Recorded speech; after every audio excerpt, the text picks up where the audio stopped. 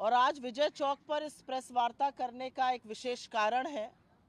कल रात को कांग्रेस के तमाम नेताओं को, हमारे सांसदों को, हमारे पदाधिकारियों को, विपक्ष के काफ़ी सारे लोगों को, कांग्रेस के ऑफिशियल हैंडल को एक्स की तरफ से एक ये मेल आया। आज़ादी का 75वां साल, संविधान का 75वां साल ये देश मना रहा है, इस पर गहन चर्चा हो रही है।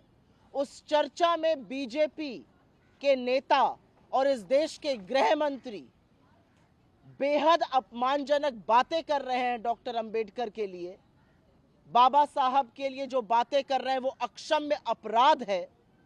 उसके लिए उनसे देश माफ़ी की उम्मीद करता है। देश ये आशा करता है कि वो माफ़ी मांगेंगे अपने इस अक्षम्य पाप के लिए और उनको बर्खास्त किया जाएगा उनके पद से। लेकिन बजाय वो होने के, अमित शाह, मोदी सरकार और इस देश का पूरा तंत्र लगा हुआ है उनको बचाने के लिए।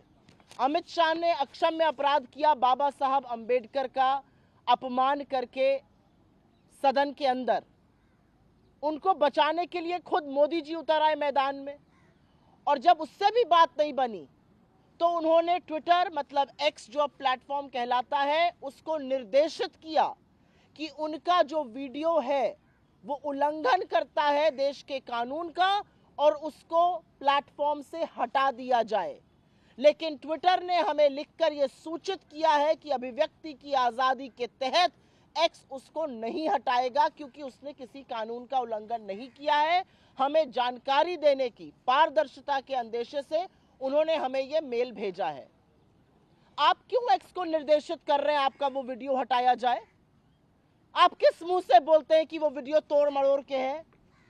मेरे हाथ में अमित शाह जी की ये स्पीच है और ये मैं अपने घर से लेकर नहीं आई हूं। ये राज्यसभा की वेबसाइट से जो अनएडिटेड स्पीचेस मेंबर्स की होती है उनका वक्तव्य है। पेज नंबर 344 पर जाइएगा, 34 पन्नों की उनकी स्पीच है और पेज नंबर 344 के लास्ट पैराग्राफ में वो साफ कहते हैं, मान्यवर, अभी एक फैशन हो गया है, अंबेडकर अंबेडकर अंबेडकर। इतना नाम अगर भगवान का लेते तो 7 जन्मों में स्वर्ग मिल जाता। अच्छी बात है। ये शब्द मैंने नहीं कहे हैं, कांग्रेस पार्टी ने नहीं कहे हैं, विपक्ष ने नहीं कहे हैं। ये शब्द गृह मंत्री अमित शाह ने इस देश के सदन में कहे हैं। ये कोई तोड़ा मरोड़ा किसी तरह का वक्तव्य नहीं है। इस वक्तव्य का साक्ष्य राज्यसभा की वेबसाइट पर, जहां पर मेंबर्स की स्पीच होती है, वहां का प्रिंट आउट आपको दिखा रही हूं। 34 पन्ने में उनका वक्तव्य है। पेज नंबर 344 पर यह बात वो साफ अंकित करते हैं। आपको इस अक्षम्य अपराध की माफी मांगनी चाहिए। आपको इस अक्षम्य अपराध के लिए इस देश के सामने हाथ जोड़ के खड़े होना चाहिए। लेकिन बाबा साहब का अपमान करने के बाद आप हमें डराने धमकाने का काम कर रहे हैं। तो शायद आप ये भूल गए कि हम ना आपकी कभी गीदड़ धमकियों से डरे हैं और ना कभी डरेंगे। आप एक्स नहीं, तमाम और प्लेटफॉर्म्स को लिखिए। ये देश आपका सच जान चुका है, क्योंकि बाबा साहब का अपमान आपने भले आज किया हो, लेकिन जो भावना आपको आपके पुरखों ने सिखाई है वही दिख रही है। आपके पुरखे बाबा साहब के पुतले जलाते थे, बाबा साहब को घोर हिंदू विरोधी बताते थे। आपके पुरखे बाबा साहब के लिए क्या क्या चीजें उन्होंने उल्लेख किया है अपने ग्रंथों में, अपने लिखावट में, वो साफ दिखता है। आपके पुरखों ने बाबा साहब को लिलीपुट बता दिया। आपके पुरखों ने उनके घर पर धावा बोला था 1949 में। तमाम चीजें हैं। उनको मिलकर चुनाव हराया आपके पुरखों ने। और अब आपकी सोच, अगर आपको लगता है कि हम आपकी गीदड़ धमकियों से डर जाएंगे, तो ऐसा नहीं होगा। आपकी सीबीआई, आपकी ईडी, आपकी इनकम टैक्स, आप जो बार बार विपक्ष के खिलाफ और अभिव्यक्ति की आजादी को खत्म करने के लिए लगाते हैं, लोग डर के बैठ जाते होंगे। हम उनमें से नहीं है। आपने अक्षम्य अपराध किया है, आपने बाबा साहब का अपमान किया, और आप जब जब ये करिएगा, चट्टान की तरह कांग्रेस पार्टी को, हमारे नेताओं को, इस देश के विपक्ष को सामने खड़े पाइएगा। लेकिन बजाय अपराध पर कार्रवाई हो, बजाय इस अक्षम्य अपराध की माफी मांगी जाए, बजाय नरेंद्र मोदी अमित शाह को बुलाकर यह कहें कि तुमने जो किया वो गलत किया, इस देश की आत्मा के साथ तुमने खिलवाड़ किया है, तुम माफी मांगो, वो क्या करते हैं? ये बीजेपी के ऑफिशियल ट्विटर हैंडल से आप लोगों के लिए तस्वीर लाई हूं।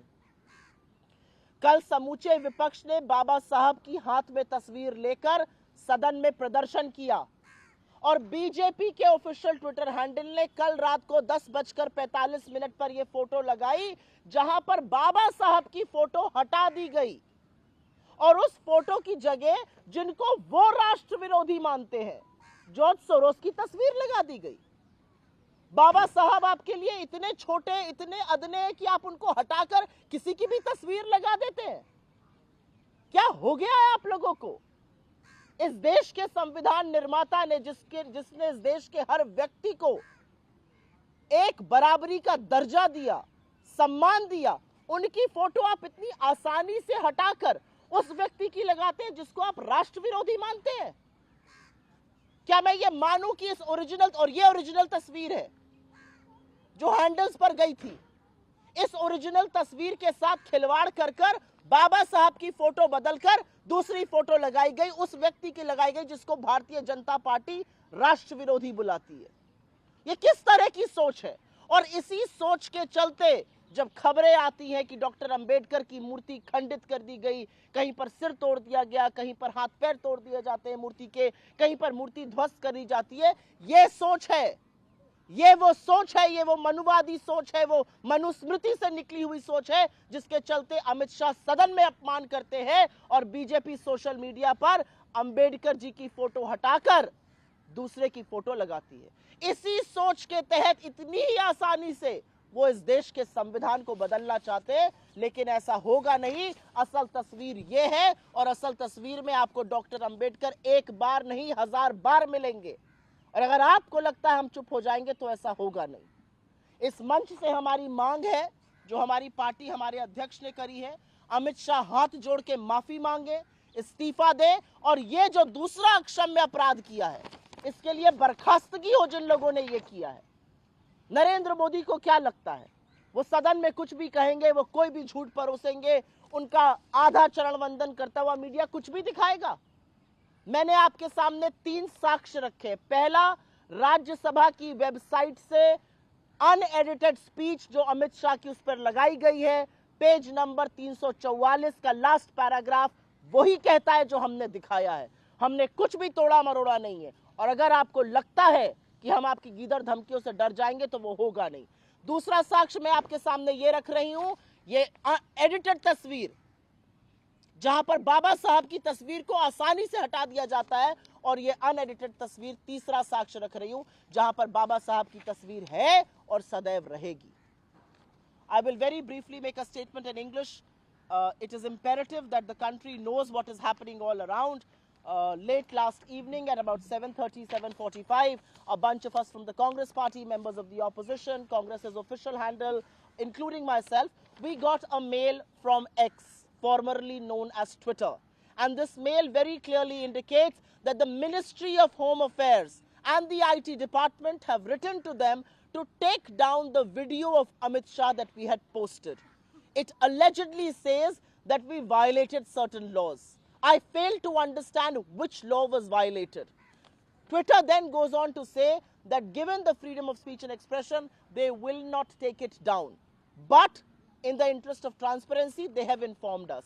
I have 2 questions to ask of Amit Shah. If you have nothing to hide, why do you want this video to be taken down? Because this video is neither forged, nor clipped, nor edited. And the reality is right here.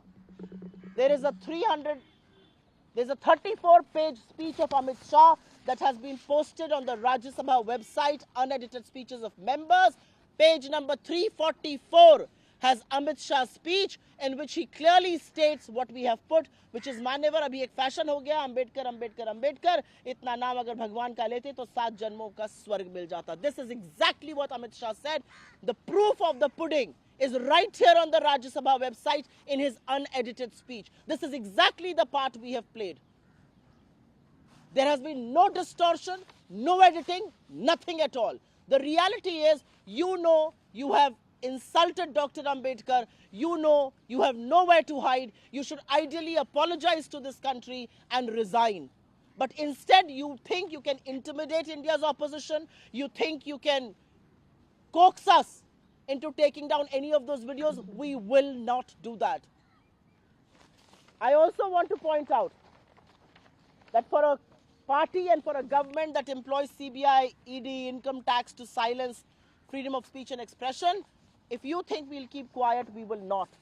But amidst this controversy, at about 10:45 last evening, when Amit Shah has insulted the founding fathers of our country, the Dr. Baba Saheb Ambedkar himself, here is a picture from the BJP's official handle. At 10:45, this picture was posted. This is an edited picture where the photograph that members of parliament were holding to protest against what Amit Shah has done, his pictures were edited, and instead George Soros's pictures were put. I have one question to ask of the BJP. How dare you replace the pictures of Baba Saheb Ambedkar, and how dare you replace him with a man you call anti-national? We don't. You call him anti-national. And you think Baba Saheb Ambedkar can be so easily replaced by a man you call anti-national? This is the original picture. This has the pictures of Baba Saheb. This has the postcards of Baba Saheb that our members of parliament were holding. This picture has been edited, and this is what they have done. And this is exactly the mindset with which and how easily they want to change India's constitution. This is exactly the mindset that manifests when multiple statues of Dr. Ambedkar all across the country are destroyed, are broken, are mutilated. This is exactly the proof of why they do it, because this is who they are. They are opposed to India's constitution, they are opposed to Dr. Ambedkar, and which is why they can so easily replace him in pictures. Amit Shah should apologize to this country. Amit Shah must resign, a demand of the Congress party and the opposition, and people responsible for editing pictures of Baba Saheb Ambedkar. Heads need to roll in the BJP. That is the sum and substance of what we want to say here. Your questions are more than welcome. आपका कोई सवाल अगर हो तो? बहुत धन्यवाद. ये अक्षम्य अपराध है और इस अपराध को लेकर हम चुप नहीं रहेंगे. इस अपराध के खिलाफ हम आवाज उठाएंगे.